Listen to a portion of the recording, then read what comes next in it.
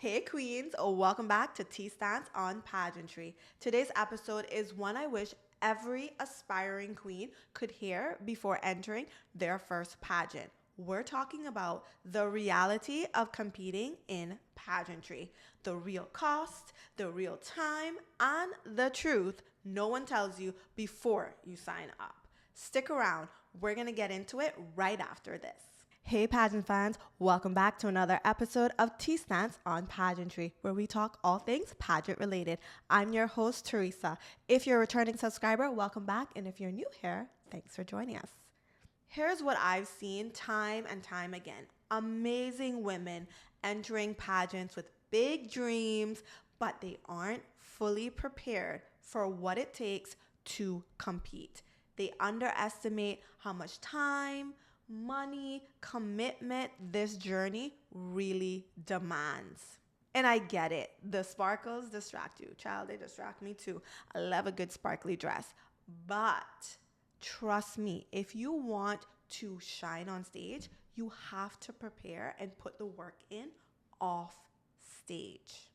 Now let's start with the most common surprise and honestly the biggest reason contestants burn out or back out, and that is the financial commitment. Pageantry, like any sport or competitive industry, comes with an investment. You wouldn't expect a figure skater or an NBA player to perform at their peak without gear, coaching, and practice, and pageantry is no different. So here are some things you're likely to spend money on. Entry fees, and these can range from a few $100s to over $1,000 depending on the system that you're competing in.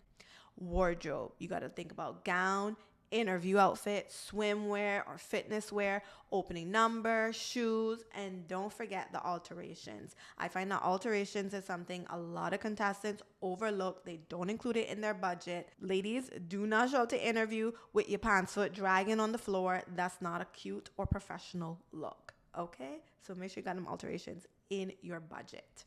There's also hair and makeup for the pageant itself, for any professional photo shoots, any like appearances, interviews, things like that. You might even want to take hair and makeup lessons to further your skill set. So that also is where you'll be spending money.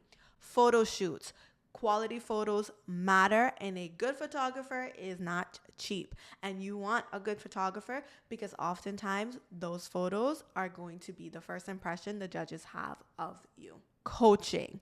Don't skimp out on coaching. You want walking, you want interview, you want posing. You want to have a good coach. So if you're serious, you definitely need to have coaching under your budget. Travel and hotel, especially if your pageant isn't local. Miscellaneous.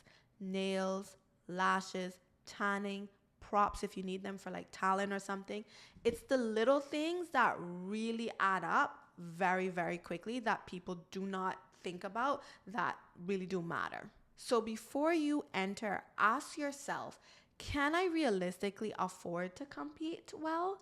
Not just like enter, but actually give yourself a fighting shot at winning. And that's just the money side of things. Let's talk about something that is even more valuable, your time. Preparing for a pageant is like training for a marathon. If you think you can cram everything in a week or 2 weeks before the pageant, think again. Here's where you want to be spending your time. Weekly walking and interview coaching, developing your talent, your physical fitness and wellness routines, building your platform or social impact project, attending appearances, interviews, sponsor visits, rehearsals. So honestly, ladies, if you want to stand out, preparation has to be part of your lifestyle and not just something that you do when you have time. Like when I can squeeze in a little practice here. No, it has to be a priority if you want to stand out in any kind of competition. Now, let's address something people rarely prepare for, but it's one of the most important aspects of your journey, and that is the mental and emotional reality. You will be judged by actual judges, by the audience, the fans, and let's be real, by yourself. Pageantry can be an amazing confidence booster, but if you are not mentally and emotionally prepared for it, it can have the opposite effect on you as well. So here are some things that you'll want to consider. You won't always win. A lot of times I work with beginner pageant girls, and that's something that I do talk to them about. It's not great that you're entering a high level pageant with no experience. So you have to kind of have that in the back of your mind that I may not win this thing, right? And some women do walk in and they're competing at a high stakes level pageant and they win right off the bat. But that's not everyone's story. So I really want aspiring queens to understand, especially if you're just starting out, you may not win you may not win, and you have to ask yourself or train yourself to be able to handle that disappointment gracefully. And I think having the right mindset before you enter is what's going to help with that. You will definitely get feedback, solicited or not solicited, but you have to think about the fact that while it may not come in the most prettiest package, sometimes people's feedback isn't the best, the way that it's worded or presented to you, but you do have to be emotionally mature about it and be able to find the little nuggets of constructive criticism that may be in there. Take what you can from it and use it to grow. And lastly, you may even see other contestants who seem further along in their journey than you are, especially if you're a beginner pageant girl. Of course, if there's someone in a competition who maybe competed before, they have tons of experience, maybe they're pageant veteran, of course they're going to be further along in their journey than you are. But you have to be focused on yourself and not get distracted by what's happening around you. And remember that this is your own personal journey. It is a journey that you are on. You are trying to better yourself. Don't get bogged down in what contestant to the right is doing or contestant to the left is doing. They're on their own personal journey, just like you're on yours. So stay focused on yourself. This journey really does require self-awareness, confidence, and the ability to bounce back, that resiliency. You have to have that, because when things don't go your way, you need to be resilient if you're going to succeed in pageantry. And that's honestly where real queens are made. So after all that, you might be wondering, is it worth it? And I will always say 1,000%, it is absolutely worth it.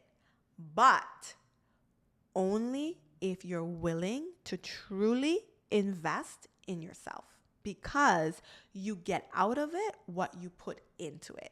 Pageantry will give you back whatever you give it. If you train and you grow and you prepare, the stage will reflect that. But if you walk in underprepared and overwhelmed, that will also show during your competition. My advice, if you're not close to aging out, please consider doing a smaller, maybe more local pageant so that you can build your confidence, you can get some coaching, you can develop the skills that you really need, and you can learn what it takes to truly stand out in a pageant. That's how you go from hoping to winning. If you want help preparing for your next competition, my coaching offers are here to help. Just check the description box down below for my email address and shoot me an email, and then we can go from there. Now, guys, I want you to comment down below which part of this episode resonated with you the most. Thank you guys so much for tuning in. And as always, remember to like, comment, and subscribe and share it with a pageant girl in your life. Until next time, stay committed, stay prepared, and keep shining like the queen you are. Bye.